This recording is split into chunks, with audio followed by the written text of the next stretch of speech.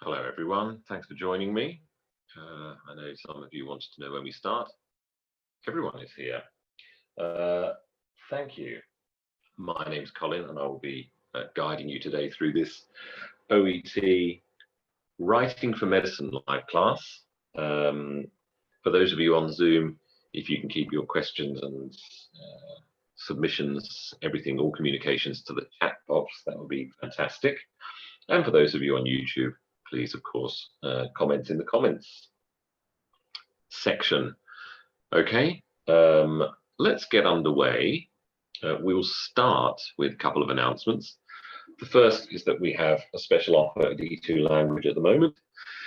That is called E2 World. E2 World is an invitation from us to you to produce a 20-second video, no more than 20 seconds.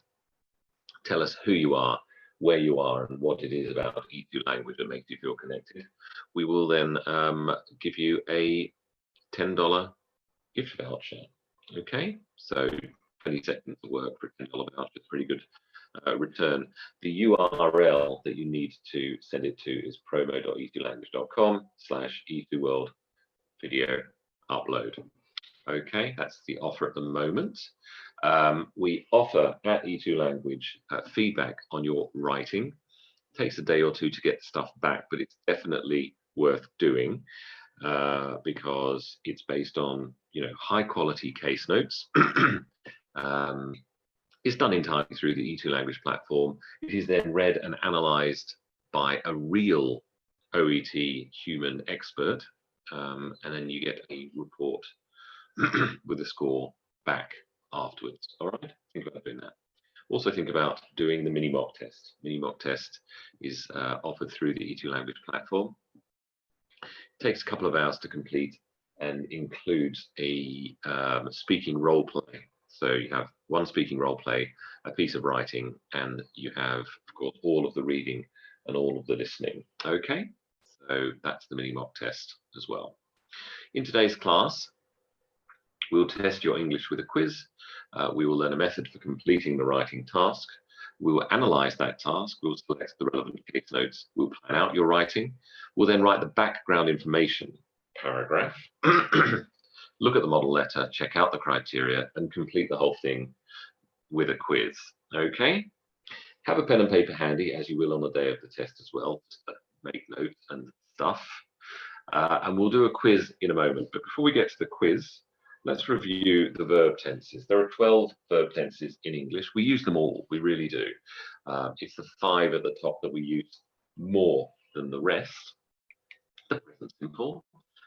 For example, Mr. Lin urgently requires your expert assistance. The present continuous. Ms. Adams is currently receiving. The present perfect. Ms. Smith has been treated with cold compression therapy. The present perfect continuous. Mrs. Tran has been undertaking. And the past simple. Mr. Jones was admitted to St. Andrews 2 weeks after his operation. Okay, so those are the 5 most commonly used. There are 12 in total. We're going to do a little quiz. And what I'd like you to do in the quiz is complete the sentences in, well, I'll give you a minute to do this task, okay? 4 sentences. You're provided with potential answers. Make your choices. I'll see you in a minute.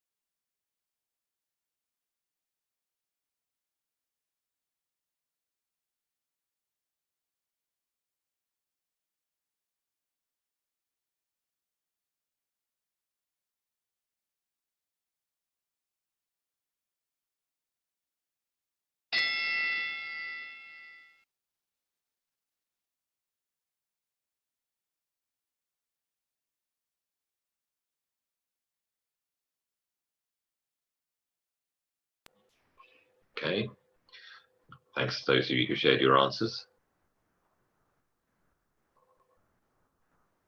The mini mock test is in the platform. When you log in with your username and password, on the left-hand side of the tab that says mini mock test. So there it is. Let's have a look then. We are starting to see a growth in the number of under 12s who are presenting with flu-like symptoms. There you go, full infinitive.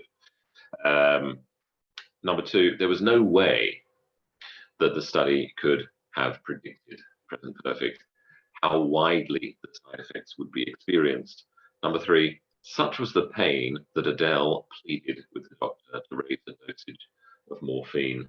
And number four, the researchers found that it is insomnia that causes patients the greatest distress rather than depression or muscle pain. Well done, everyone. You didn't say hello, and I'm deeply hurt and offended. I'll get over it, though. Welcome back. Hello, everyone. Nice. Thanks for your answers. Let's move on. Take an overview of the OET writing, smiley face. The writing in the OET requires you to read and analyze the task, to read and analyze case notes, and then to write a letter of referral, of discharge, or of transfer. I know you can't see me, but it's nice to not see each other today. That's it. There used to be other sorts of letters, apart from referral, discharge, or transfer, but that is no longer the case. If you are dealing in the widespread use of crappy third-party material for the OET, you may have come across other kinds of letters. That is not true.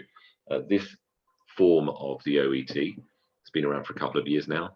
So any material that does not have this is going to be very old anyway, so throw it out. A letter of referral, of discharge, or of transfer. Seems that more often than not, it appears to be referral, but look, don't treat the other two as being something of a black swan. They do happen, and they're not that difficult. Okay, just make it clear what you're writing. Referral, discharge, or transfer. Okay, I'm keeping very well, thanks. Nice one. So the 45 minutes that you have to do this task is divided into two clear segments, the 5 minutes of reading time and the 40 minutes of writing time. In the 5 minutes of reading, you need to read the task, work out who you're writing the letter to and what action they need to take. You then need to read the case notes to understand key facts about the patient's condition. There are headings and subheadings there to guide you. Simply having a heading or a subheading, though, does not mean that it's important enough for the information to be in your letter. That's for you to decide. Then you need to identify the relevant information. You decide if it's highly relevant, quite relevant, yeah, relevant enough. If you think it's relevant, it's going in the letter. If it's not relevant, according to you, it stays out. I do say this again and again. I'll say it again, and I'm sure I'll say it again. Please treat the 5 minutes of reading time as reading comprehension, meaning you're going to read case notes. Sometimes they're quite extensive and they can be quite overwhelming. There's a lot of information there. And often the case notes might be about an area of medicine that you've not thought about for a very long time, or that it's not your particular area of medicine. It doesn't matter what the area of medicine is. No one's expecting you to be an expert in all areas of medicine for the OET. They are expecting you to treat the first 5 minutes of the writing task as a demonstration of your ability to read and understand case notes and decide for yourself, this is relevant and this is not relevant for the person reading this letter to know in order for them to do their job. That's the criteria that you need to apply. Okay, I emphasize that because we're going to come back to it in a moment. In the writing time, the 40 minutes, you're going to start by planning out how many paragraphs will go into your letter, whether it's 3, 4, or 5 paragraphs. It's up to you to decide. Many of you may have come from other tests, as I often say, IELTS refugees. IELTS is a very different sort of writing test to the OET. So don't think that this is IELTS for doctors. It's not. It is a different sort of a task. You have to read case notes. The case notes can be very different from one another. And then you need to write a letter and approach it in an open-minded way. Okay, your introduction is always going to be kind of the same. Your request will vary, but you start with an introduction and you end with a request. But what comes in between those two things, that's for you to determine. Okay, 3, 4 or 5 paragraphs. In this letter, you can see that there's the introduction, the first presentation, the second presentation. We're focused on the 4th paragraph of this 5-paragraph letter, background information. Then the request, okay? So our concern today is background information. Then in the 40 minutes, you carefully write each paragraph. You're devoting about 30 to 35 minutes to write each paragraph, okay? That's where your 180 to 200 words really counts, all right? From the request, from the introduction through to the request. So let's start then with these 5 minutes of reading time that I touched on previously. When you read, you start by analyzing the task to work out who you're writing the letter to, what action the person reading your letter needs to take, what key information they require in order to do their job, and what prior knowledge they have of your patient. After that, you look at the case notes and you work out what is relevant, what is repeated and relevant, and what is not relevant at all. Why, Colin, you ask, why do we make a distinction between relevant and repeated and relevant? That is because you may not need to tell the recipient of the letter that the patient has a heart condition more than once, high blood pressure more than once, supportive family network more than once. It's up to you to decide. Maybe you will. But knowing that it's a repeated and relevant information is important. I do not care, nor should you care, about repeated irrelevant information. For example, you may see more than once that the patient is a commercial airline pilot, but it doesn't matter. No one cares because it's not relevant to the case, perhaps. So here's the task. Answer these questions for me. Who am I writing to? What action do I want the reader to take? What does the reader need to know? And what does the reader already know? You've got a minute to do that for me.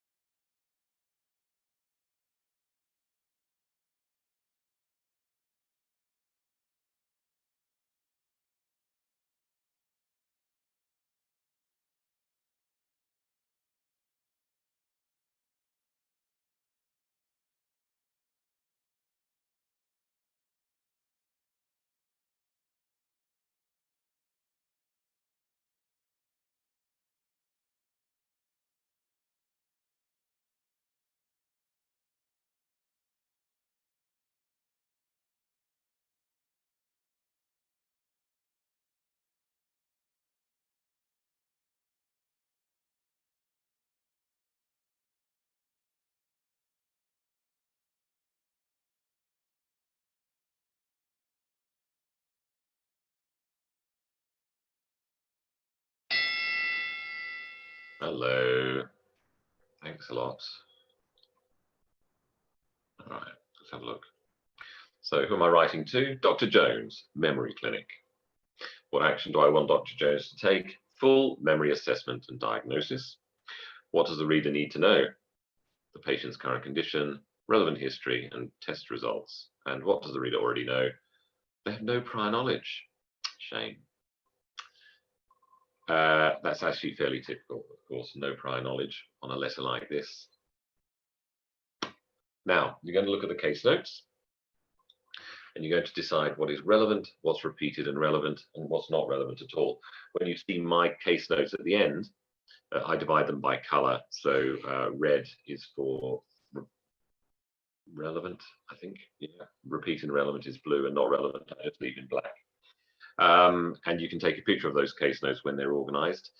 Why do we do this task? For 2 reasons. To achieve top marks for content, you need to make sure that key information is included and nothing important is being left out. For conciseness and clarity, you need to ensure that no irrelevant information has been included. Okay? So here are the case notes. You've now got 5 minutes. That's 5 minutes to organize them. Relevant, repeated and relevant, not relevant. See you in 5.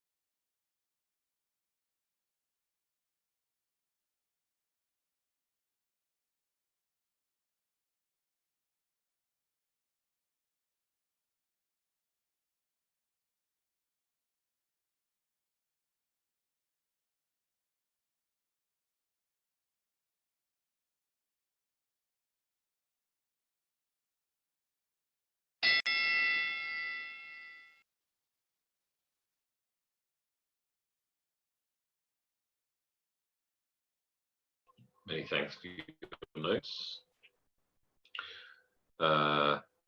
Great. Just a reminder, if you don't mind, to use the chat box rather than the Q&A. But to answer the questions, how many words should you write in the letter? 180 to 200 words between the introduction and the request.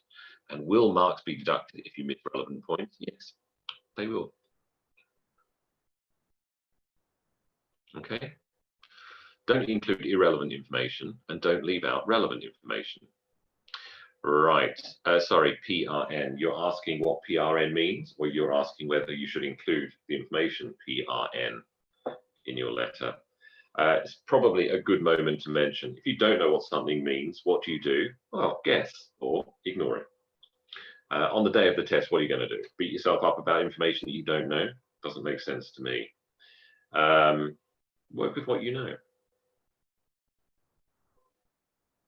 Wasn't that a song from High School Musical? Cool.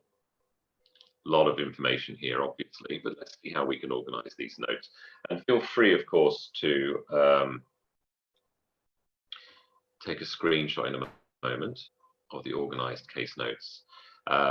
In red, we have what we consider to be relevant information. So the patient's name and date of birth, and then all the way across there to the visit on the 1st of August, we have quite a lot of information and a lot of the mini memory assessment thus far. In blue, we're filling out quite a lot of what we consider to be repeated and relevant information. So a lot now, pretty much everything from the 1st of August visit, some of the discussions from the March visit and the May visit, and a little bit about medical and history there. If you want to now take a screenshot, I would advise you to do so. And you may at this point want to ask me, Colin, why, oh, why should I not include this, that, or the other? Instead of listing the medications, can I say something like, yes, in the case of a patient, this is not the one, by the way, because I don't think the medication is important. In a case where a patient, this is quite common, I think, with transfer, you're transferring care of a patient, and there's a lot of relevant medical information to include. Yes, I think you can say something like, I'm enclosing a complete list of Mr. Thompson's medications. Do this. That's fine. Don't waste your 180 to 200 words listing literally every single thing the person's taking. How would you know what to include and to leave out? On the basis of your human experience. That's how. If that sounds vague, that's just how it goes.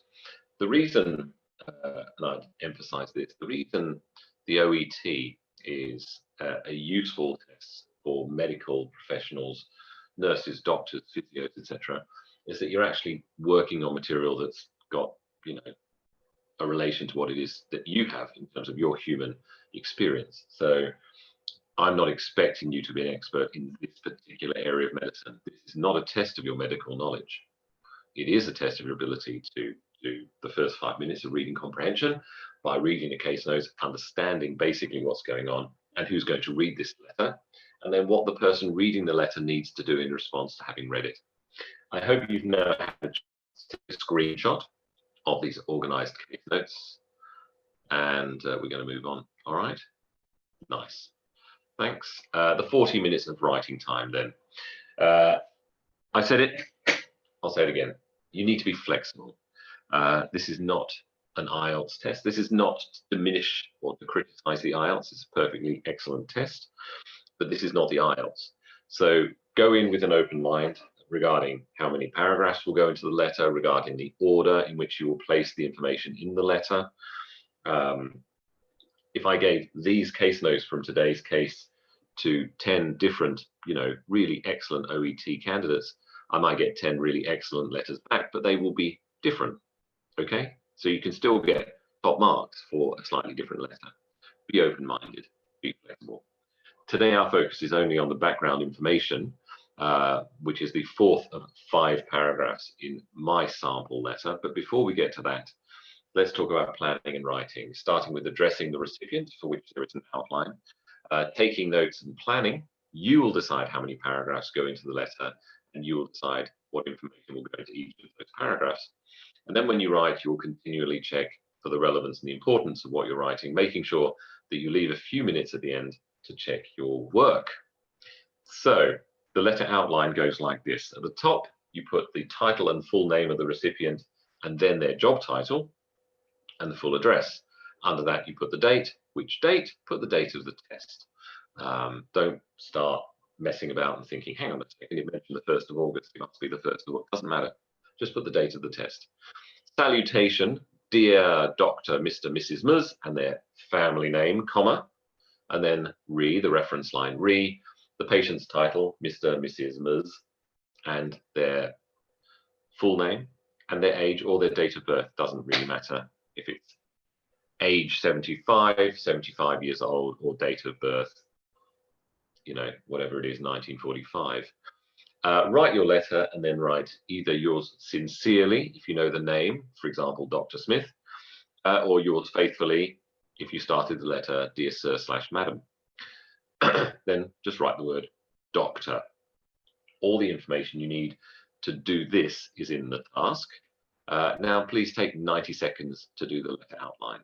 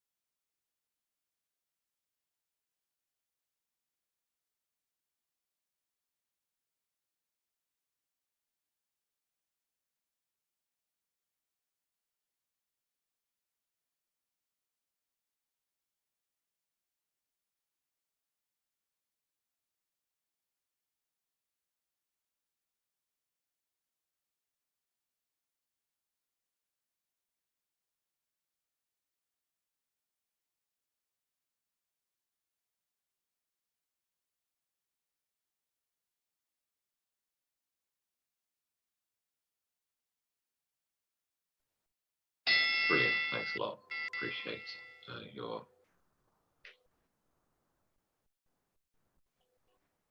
A couple of people have actually asked about, in the actual body of the letter, do I need to find synonyms, for example, for things that I see in the case notes? Not necessarily, no. That's not quite what the task is about in this part of the writing, but we'll talk about that in a minute. Thank you for your submissions. Looks something like this. Dr. Jones. Is that Indiana Jones? Dr. Jones. Newtown Memory Clinic, 400 Rail Road, Newtown, 01/09/2018. I quite like the 8-number format for dates. Don't have to. You really don't. If you wrote 9th January 2018, that wouldn't be a problem. But I quite like the tidiness of the 8-number date. Dear Dr. Jones, comment, re Mrs. Patricia Welshman, date of birth 10/7/33. It's nearly her birthday. Oh, yours sincerely, GP. If the date goes above Dr. Jones or below Newtown, that doesn't matter. If dear Dr. Jones' salutation goes above the reference line or below it, that doesn't matter either. And if you wrote, instead of yours sincerely, yours faithfully, that wouldn't matter. I don't want to give this anarchic, hedonistic impression that you can basically do what you like. You can't do what you like, but you get the idea that there's a certain flexibility about the letter outline. So please don't think that your passing or failing this test is dependent on that. I don't know why you would need to write date of birth under the reference line. It's part of the reference line. Okay. Do you need to keep a full stop after titles like Mr. and Doctor? Well, it's very minor. My feeling is if you're going to do it to all of them. And if you're not going to do it, don't do it to any of them. So you'll notice that Dr. and Mrs. are not with a dot. However, if you want to keep dots, that's absolutely fine by me. It is not a deal breaker as far as passing the test is concerned. Cool, that's the letter outline. Thank you very much for your submissions. So the guts of the letter is where the 180 to 200 words all come into play. Let's talk about planning and checking the case notes. It's up to you to decide how many paragraphs will be in the letter, and it's up to you to decide what information will go into each paragraph. We're focused today only on the background information paragraph. What does that mean?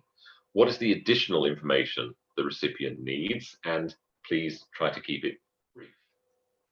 We're going to look at the case notes again, and we're going to look for this brief additional information for the recipient.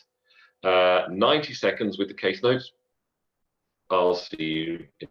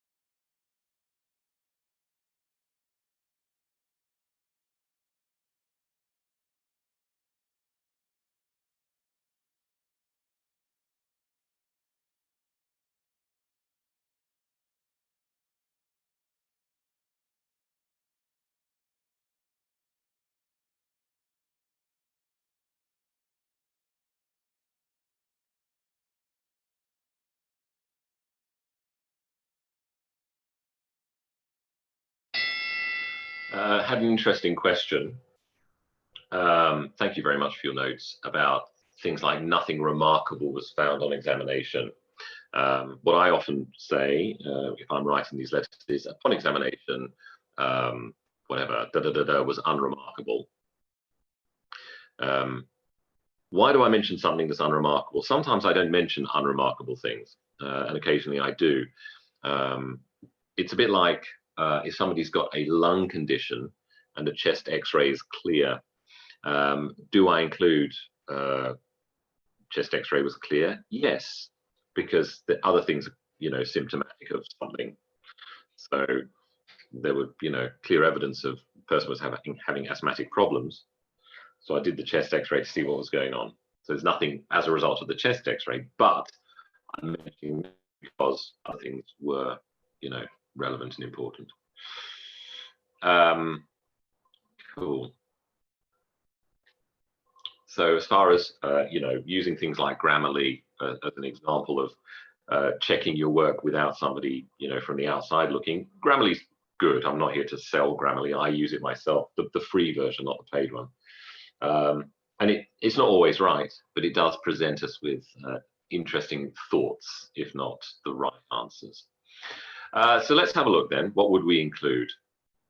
These are my planning notes for the for this part, for the background information. Family history of Alzheimer's, poor short-term memory, day and night, month, several attempts. I'm so sorry, I said day and night, day and date, as to do with awareness. Day and date, month, several attempts, no result. Sorry about misspeaking there. Is weight loss relevant? Somebody asks. Well, that's up to you to decide. If you think it's relevant and you can justify it, then it will go in. Depends who you're writing to. Okay. So what we're going to do now is write the background information paragraph. Useful language for this. I know it doesn't seem like much, but was performed, unable to, positive family history, and giving rise to. There is the information I want included. And you've now got 3 minutes to write the background information paragraph. Even 180 seconds.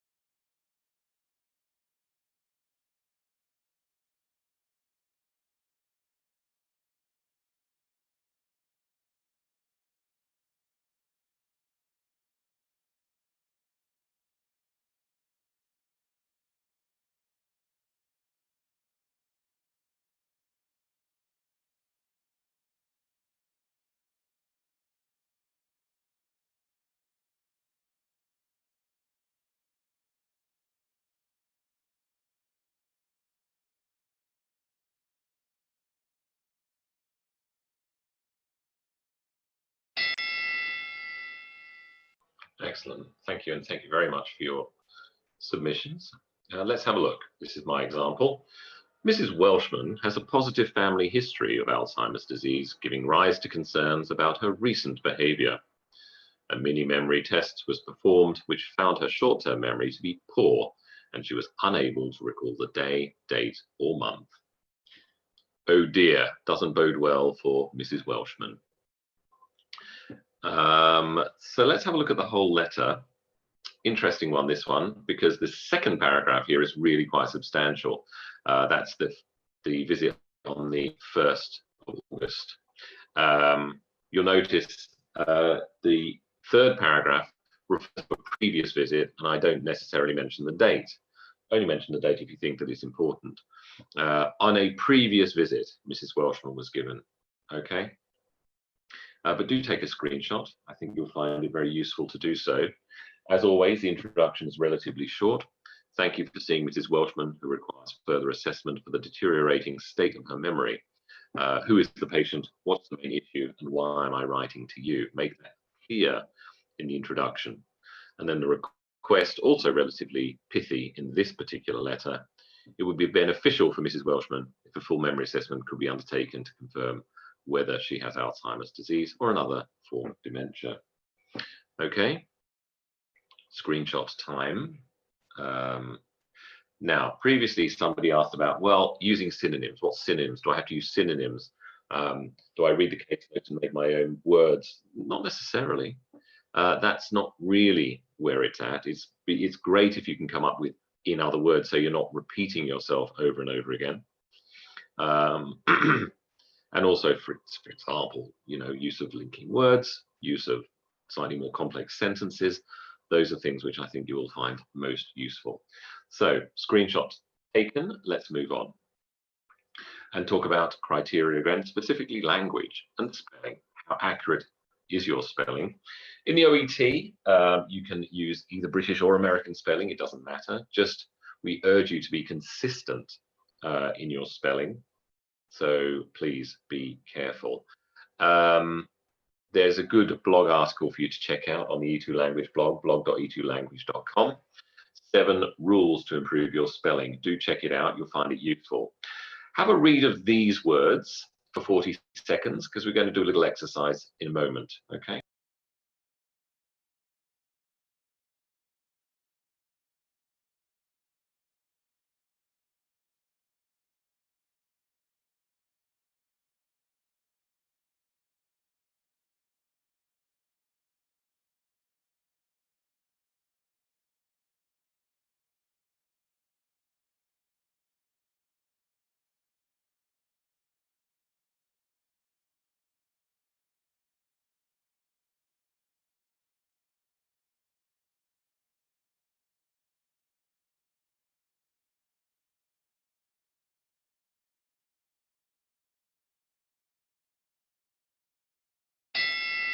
Cool. All right. So here's your quiz for which you have how much time are you? See how much time you have to do it in a moment. Column A, column B, and column C. You've got the same word spelled correctly in 1 and incorrectly in 2. Decide A, B, or C which column contains the correctly spelled version of each word. Okay. Oh, why have I given you the answers? That's a bit weird, isn't it? Sorry about that. I hope you didn't take in too many of the answers too quickly. Now pay attention. You can't find sample letters for your evaluation. Okay, we'll talk about that in a minute. Isn't it repetition, say further assessment, instruction at the end of the example? Maybe. Let's have a look then. Okay, I'll see you in a moment. Column A, column B, or column C? Come on, why is it not moving? Let's have a go. There you go. 1.5 minutes. See you in a minute and a half.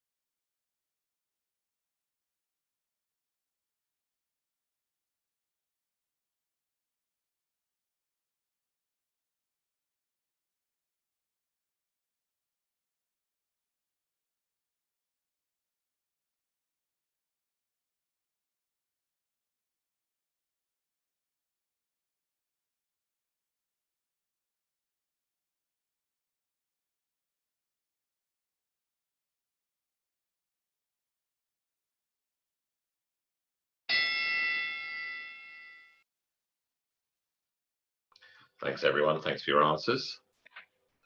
Let's go through them one by one. 2B, guarantee, UA and double E on the end. It's a tricky word even for me. Accommodate, it's B, double C, double M. Installation, installation and installation, they sound the same, don't worry, but this one is an I double L. Achieve, I before E, except after C in column C. Writing, no E and no double letter. Definite is a tricky one. It's got two I's. F-I-N-I, definite, 7A. Vaccinate with the double C can be a tricky one. Conscious, like science, is an S-C-I. Hygiene, people frequently get the Y's and the I's wrong, and the G-I-E can be tricky as well. Presence is column C. Relevant is got an E-L-E, relevant. And then installation, also with the double L. Okay, there you go, my friends. Test in 2 days. Ooh, tricky. Well, I'll see what I can do. Do check out our website. It's brilliant. And so is the official website of the Occupational English Test. Do keep up to date. I know that unfortunately here in Melbourne, because we've got a small bump in the number of COVID cases, the test centres have had to postpone, I believe, the test that was meant to be tomorrow, which is frustrating for everybody, I'm sure. But just keep up to date. Podcasts for your listening, ABC here in Australia, BBC in the UK, NPR in America, and CBC in Canada. Free reading of a medical kind from the New England Journal of Medicine and Science Daily. And if you have any questions, I'm your man. You may ask me anything. AMA.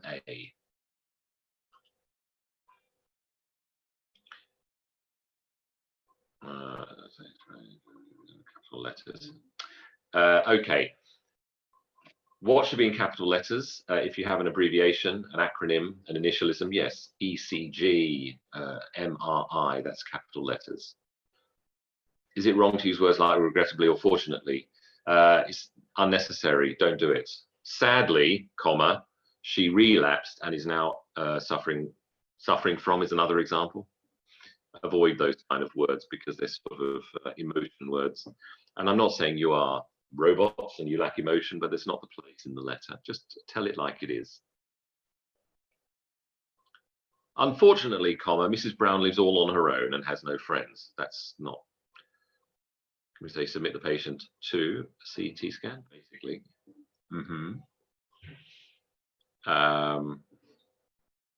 Can I mention the most recent visit before the background information? Up to you, mate. You decide. You decide which information you want to and which order you want to.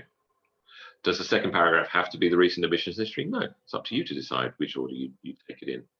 Can I include the request in introduction? I don't overload the introduction. Introduction is very basic. Who's the patient? What's the main issue? Why am I writing to you? When will OET at home start? July.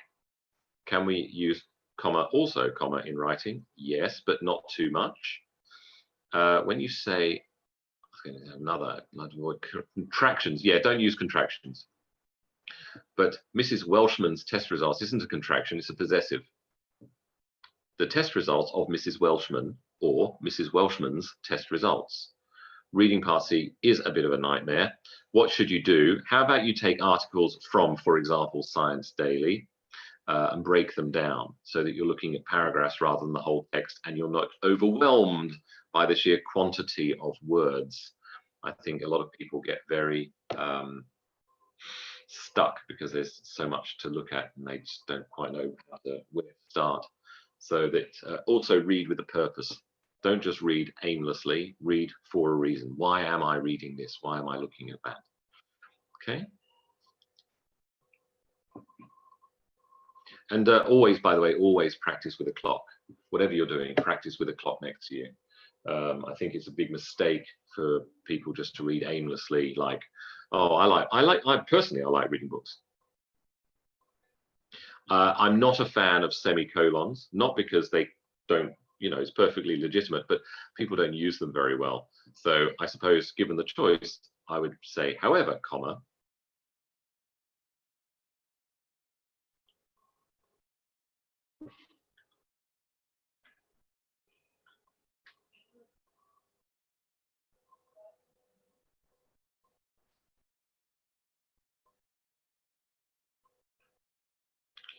July, yeah, July.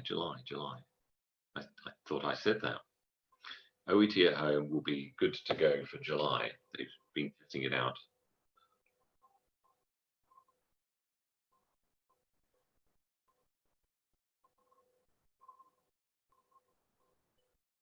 Okay.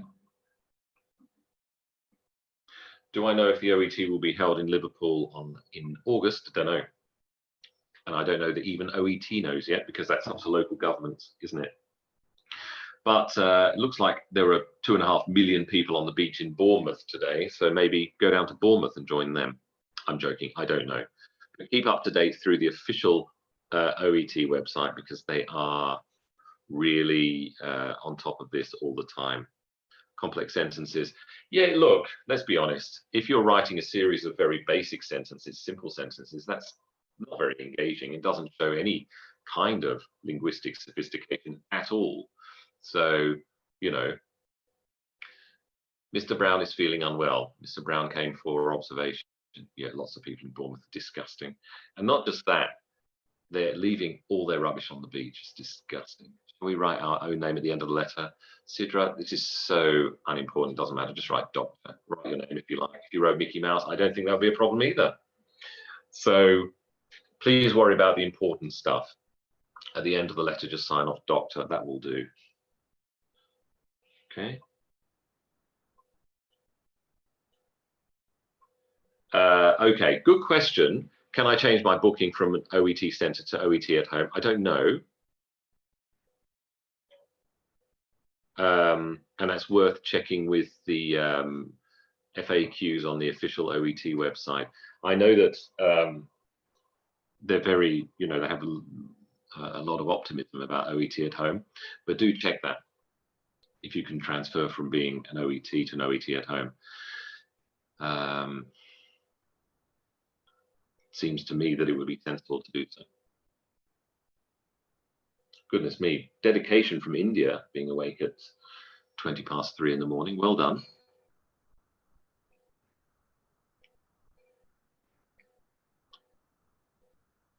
Okay. Sorry, there were a lot of questions. I may have missed out on a question. If you feel I haven't answered your question, do re-ask it. Grammar mistakes result in get deductions? Yes, absolutely. But think about the overall understanding. I think that's another important thing that people fail to get. If your grammar mistakes don't interfere with the overall understanding of the letter, the impact will be less negative, if that makes any sense. Most important advice to get a grade B rather than write grammar. Don't know. Apart from grammar, structures, complexity of sentences, correct use of punctuation, ordering your ideas, making sure. Okay. Making sure you've included the relevant, important information. Wasn't able to find sample letters. So sample letters we have in every single live class. We do share those, as you've seen today. We share those very happily, and we do those twice a week, once for nursing and one for doctors. Do I need to spell your name in English letters? That would be in the spirit of what you're doing. I suppose, yes. Use Latin script.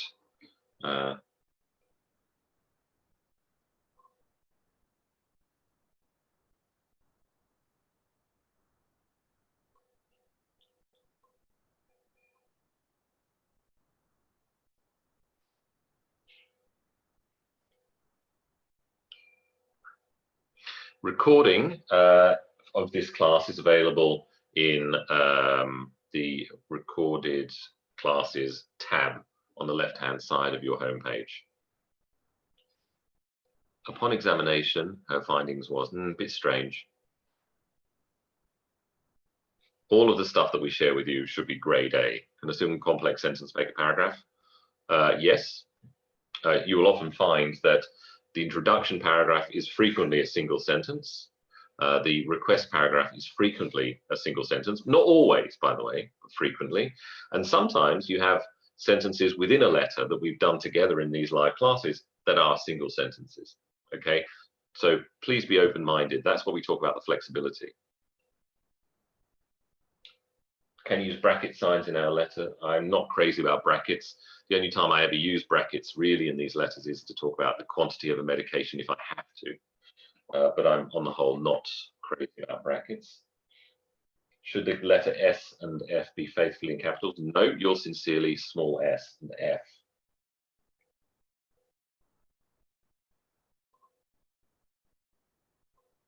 Okay. Which tense do I prefer mostly in introduction? I am writing present continuous to refer. I'm writing prefer Mr.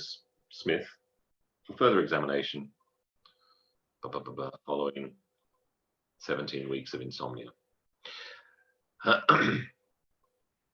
Oops, that was interesting.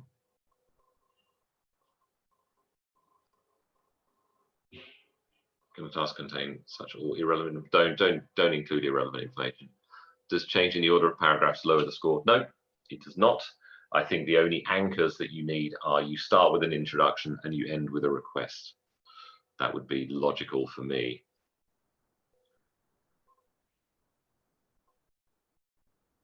Okay. Nice. Listen, thanks everyone for your questions. It's been an absolute pleasure. I'm going to go. Enjoy the rest of your day. Maybe go back to bed if you're in India, because middle of the night. Can we use can or could? Can is a present idea. Could is a sort of a more hypothetical or more future idea.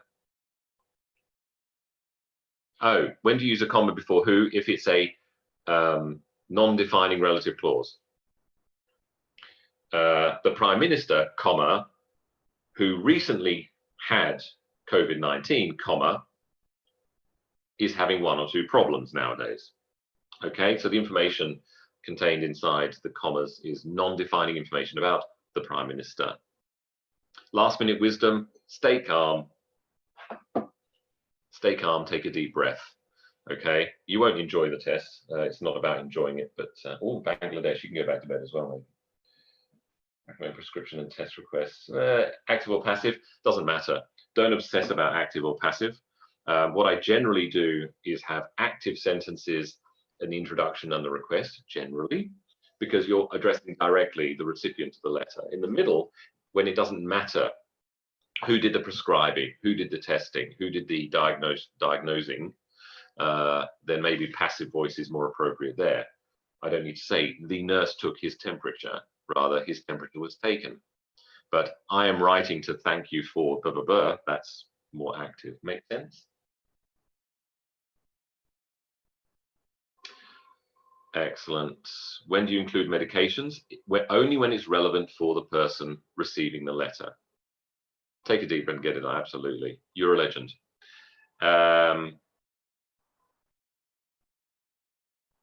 Yeah, avoid irrelevant information. I am. 2 words, but again, this is relatively minor. Don't worry about the small stuff. Okay. Cheers, everyone. Enjoy your weekends and stay away from Bournemouth Beach. And if you do go there, take a rubbish bag. Cheers. Bye-bye.